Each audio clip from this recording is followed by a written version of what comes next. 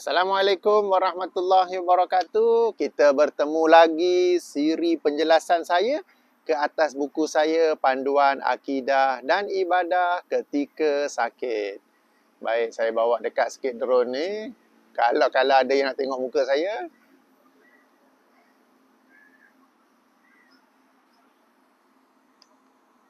Okey, kita sekarang di muka surat 183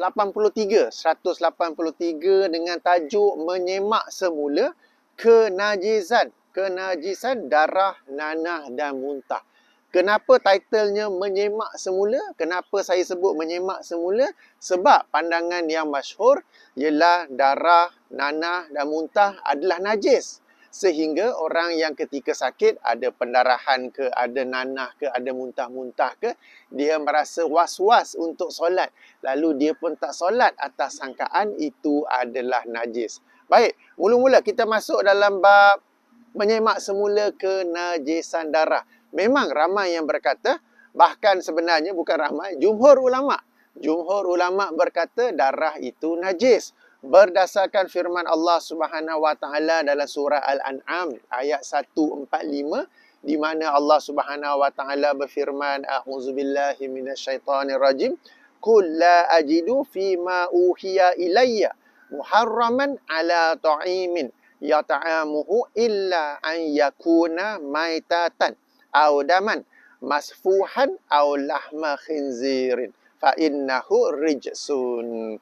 Katakanlah wahai Muhammad, aku tidak dapati dalam apa yang telah diwahyukan kepadaku sesuatu yang diharamkan bagi orang yang hendak memakannya, melainkan kalau benda itu ialah bangkai atau darah yang mengalir atau daging babi, kerana sesungguhnya ia adalah kotor.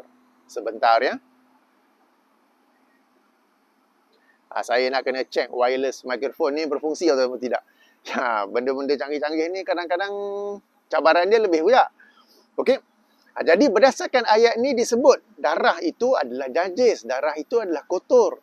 Okey, demikian juga dalam surah Al-Baqarah ayat 222. Okey. A'udzubillahi minasyaitonirrajim wa yas'alunaka 'anil mahidi qul huwa azan fa'tazilun nisaa fil mahidi wala taqrabuhunna hatta yatahurna. Dan mereka tanya kepadamu wahai Muhammad tentang haid. Katakanlah haid itu adalah kotoran. Oleh sebab itu hendaklah kamu menjauhkan diri dari membuat sebarang hubungan seks dengan wanita pada waktu haid, dan janganlah kamu mendekati mereka sebelum mereka suci. Ya. Jadi dua ayat ini menjadi dalil bahawa darah, baik darah biasa maupun darah haid adalah najis, maka tidak boleh solat. Okey, tentang darah haid najis itu betul, tak boleh solat ketika itu. Bagi muslimat yang sedang haid tidak boleh solat ketika sedang haid. Ya, yang itu betul, tetapi ayat pertama itu bila beberapa tokoh yang meneliti semula seperti Imam Ash-Shawqani, Siddiq Hasan Khan, Al-Albani dan Ibnu Utsaimin, bila mereka mengkaji semula, mereka ini berpandangan darah ni bukan najis. Ulak dah. Kenapa? Okey, sebab bila disemak semula ayat 145 surah An-An'am tu, memang disebut darah, tetapi ianya najis dari aspek kita tak boleh makan. Tak boleh makan yang ada darah mengalir. Kalau sekadar makan daging steak yang belum well done tu, macam masih ada merah-merah tu, yang itu ada khilaf, tetapi pandangan yang lebih selamat, saya sendiri pilih yang selamat. Okey, bagi masak betul-betul supaya tak ada kesan darah. Okay? Sebab yang dilarang ialah darah yang mengalir. Darah yang mengalir, bukan darah yang tinggal sedikit saja itu. Okey? Alright. Jadi, yang dilarang oleh ayat 145, yang dikatakan najis oleh ayat 145 surah Al-An'am ialah darah apabila apabila kita hendak memakannya. Adapun selain itu, tidaklah semestinya ia najis. Dan mereka membawa hujah, membawa dalil bahawa dalam sunnah, dalam sirah Rasulullah SAW, apabila berlakunya peperangan, Rasulullah sendiri dan para sahabat ada yang tercedera. Bila cedera ada darah. Dan mereka dahulu bukanlah dalam suasana teknologi perubatan yang serba canggih, serba moden yang boleh serta-merta hentikan darah. Tetapi dengan darah-darah itulah, meskipun mengalir, meskipun katakan kena pedang, mengalir ke apa ke, mereka tetap juga melaksanakan solat. Jadi darah itu bukanlah najis. Salah satu hadis itu saya ada kemukakan dalam buku ini, sangat panjang nak baca, tuan-tuan boleh merujuk ya. Baik, tentang kenajisan nanah. Okay, nanah juga dikatakan najis kerana dikiaskan dengan darah. Bahkan juga dikatakan nanah itu keluar selepas darah. Okey, jadi bila darah pun najis, nanah pun najis. Tetapi jika disemak semula hujah tersebut, sebagaimana yang beberapa ulama yang berkata darah ni bukan najis, yang najis tu apabila kita nak makan, maka demikian juga nanah itu bukanlah najis. Boleh faham ke? Boleh tangkap ke? Okay, saya ulangi. Pihak yang berkata nanah itu najis, mereka kiaskan kepada darah. Sebagaimana darah tu najis, nanah pun najis. Maka pihak yang berkata tak najis pula, mereka berhujah sebagaimana telah dikatakan darah itu bukan najis pada zaman Rasulullah sallallahu alaihi wasallam apabila baginda para sahabat lain cedera kerana peperangan, ada darah, ada nanah, mereka tetap solat. Tak adalah pula tak ada solat, kena cari handy plus lah, kena cari pencuci Dettol apa semua tu. Mana ada zaman tu? Mereka tetap solat meskipun dengan darah, meskipun dengan nanah. Okey, sekali lagi diulangi, ayat 145 surah Al-An'am yang dijadikan dalil itu darah najis, okey? Darah najis dengan dari aspek tak boleh kita makan. Bukannya darah najis kerana luka-luka. Adapun tentang haid itu yang mereka kemukakan itu kepada wanita yang memang tak boleh solat, tetapi itu adalah khusus bagi wanita dan tidak pula boleh dikiaskan kepada darah yang berlaku kerana tercedera. Okey. Baik. Seterusnya tentang muntah. Okey, apakah muntah itu najis? Okey, muntah keluar lepas tu kena pula baju apa kan. Tak nak semayang lah, dah kena muntah apa semua ni, tak nak semayang lah.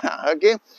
Sebenarnya ada sebuah riwayat yang bermaksud sesungguhnya mencuci pakaian kamu adalah daripada air kencing, daripada kotoran manusia, yang ini najis, tai, berak, daripada air mani dengan hendaklah dibasuh dengan air banyak, demikian juga mencuci darah dan muntah. Okey, darah dan muntah. Jadi kita ni hendaklah mencuci dengan air yang banyak, apa dia? Kencing, kotoran, tahi, berak, air mani dan juga darah muntah. Ada sebuah riwayat riwayat Imam Abu Ya'la, tetapi darjatnya dhaif ataupun dhaif jiddan, tidak boleh dijadikan sebagai sumber hukum. Terdapat sebuah lagi hadis, okey, yang ini sahih. Alright, riwayat Imam At-Tirmizi bahawasanya Rasulullah sallallahu alaihi wasallam muntah, lalu baginda berbuka puasa dan berwuduk. Yang ini sahih, baginda pernah muntah, lalu baginda berbuka puasa dan wuduk. Tapi sahih, sanad sahih, tetapi nak jadikan hukum tak semestinya begitu sebab ianya bukanlah dalil najis. Kalau muntah itu sesuatu yang najis, nescaya baginda akan berkumur-kumur dengan ekstra ya bagi membersihkan mulut. Jadi sekadar baginda berbuka puasa, berwuduk seperti biasa, itu bukanlah dalil bagi menyatakan ia najis. Jadi tuan-tuan dan puan-puan ya, secara sepintas lalu ya, 3 persoalan darah, nanah, muntah, memang ada yang berkata ia najis, bahkan darah itu jumhur berkata najis, nanah tu pun jumhur berkata najis. Kenapa? Sebab ayat 145 surah Al-An'am. Tapi bila kita semak ayat tersebut, ia merujuk najis dari aspek kita tak boleh makan. Okey, kita tak boleh makan. Adapun najis adapun darah ataupun nanah yang kerana luka-luka, kita bukan nak makan, tapi dah memang luka. Jadi itu bukan najis, maka boleh solat seperti biasa ya, boleh solat seperti biasa. Demikian juga bagi muntah, riwayat yang sahih ada baginda berbuka puasa. Ia sahih, tetapi bukanlah dalil untuk dijadikan hujah, dijadikan dalil bahawa muntah itu adalah najis. Jadi tuan-tuan dan puan-puan, kita kena faham 2 aspek di sini. Hadis itu sahih, ya, tetapi apakah ia dapat dijadikan dalil yang tepat dalam persoalan ini? Itu perbincangan lain. Tidak cukup hadis sahih saja, tetapi pemahamannya lain. Kita tak boleh menjadikan ia sebagai dalil, okey, bahawa sekian.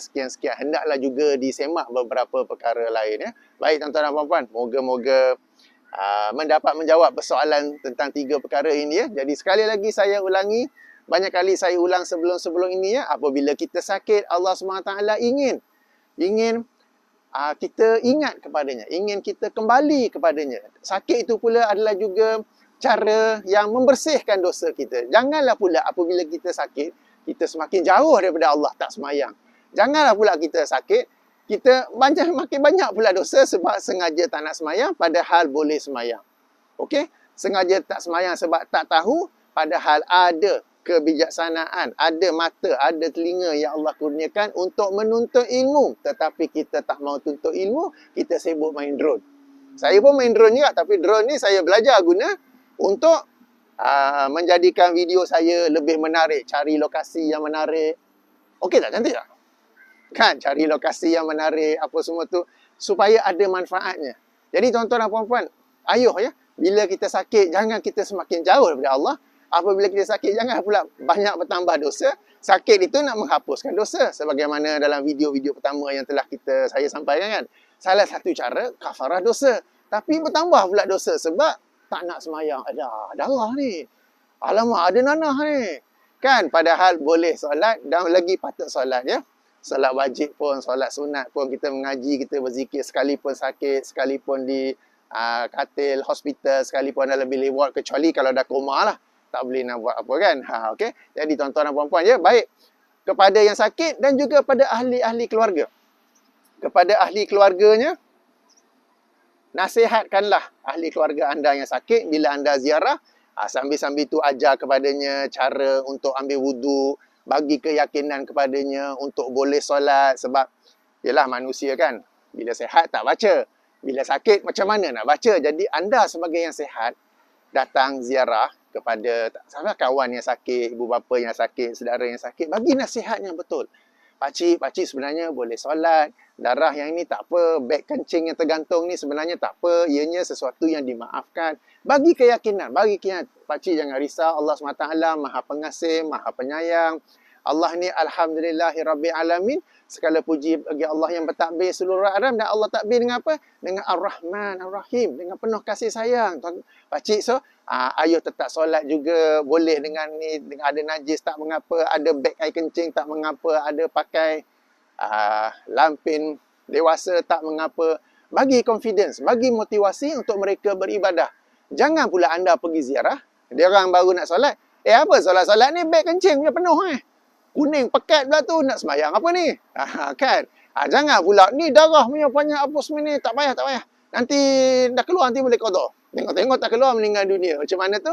Jadi, anda pun yang menziarahi pesakit ada peranan memberi motivasi kepada dia untuk beribadah dan mengajar cara dia beribadah. Jangan pula anda sebaliknya. Jadikanlah ziarah anda itu sesuatu yang benar-benar bermanfaat, sesuatu yang menjana pahala, menjadi satu amal soleh bagi anda. Jangan pula terbaliknya. Kenapa saya cerita ni? Sebab ada orang yang nak solat. Tapi bila ada orang yang mari ziarah, katakan waktu ziarah ni selalu tengah hari dengan petang. Dia orang baru nak solat zuhur. Yang mari ziarah pula, apa solat zuhur ni? Kiblat sana, kau ni ke hospital. Katil macam ni, mana boleh?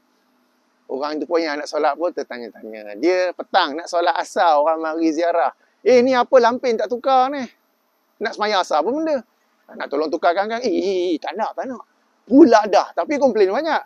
Jadi orang yang ziarah itu pun, anda boleh memainkan peranan positif dalam perkara ini. Jangan pula negatif, jangan pula the other way around. Baik, kita bertemu lagi, sambungan nanti insyaAllah. Subhanakallahumma wa bihamdika. Asyhadu an la ilaha illa anta astaghfiruka wa atubu ilaika. Assalamualaikum warahmatullahi wabarakatuh.